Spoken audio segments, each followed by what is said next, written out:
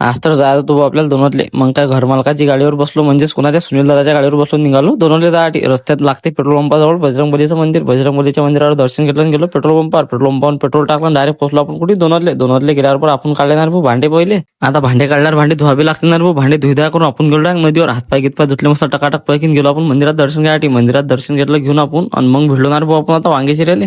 दोनले जायसाठी घरून सकाळीच निघालतो. नाश्ता कोणच करेल नव्हता, मग सगळ्यासाठी होती पोहे बनवून चालू आहे.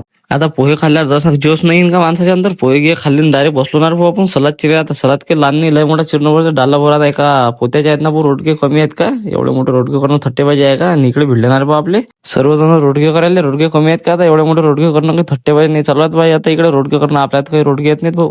आता इकडे रोडगे झाल्यावर इकडे भेटून दिली भाऊ भट्टी. आता या भट्टीत नेत भाऊ साऱ्या गौऱ्या. आता यातनी टाकणं चालू आहेत रोडगे. वांग्याची भाजी आणि त्यात सांगा भाऊ वरण रोडगा एकच नंबर मिळेल ते. आता वरण गिरण साईडला एका बरी. आणि हे आता एवढं काही आहे, आता फक्त पाणी भाऊ आपल्याला प्यायले. मग आता गेलोणार भाऊ आपण एकवाट सगळे जण. आता एका चक्रीत किती कॅना झाल्या माहिती आहे तुम्हाला? डायरेक्ट 10 कॅना, तीन 4 कॅना झालं. सोपा आहे का भाऊ? पोट्टे काय चक्रीतच निवड राहिले काय कुठे गाड्यावर याच्यावर त्याच्यावर आणायला पुरतात काय. डायरेक्ट कॅना घेऊन गेलो आम्ही मंदिरात. तर मग आजच्यासाठी एवढंच मित्रांनो. तुम्हाला जर याच्या पुढचा ब्लॉग पाहायचा असेल तर आपल्याला कमेंट करा. भेटू पुढच्या ब्लॉग मध्ये.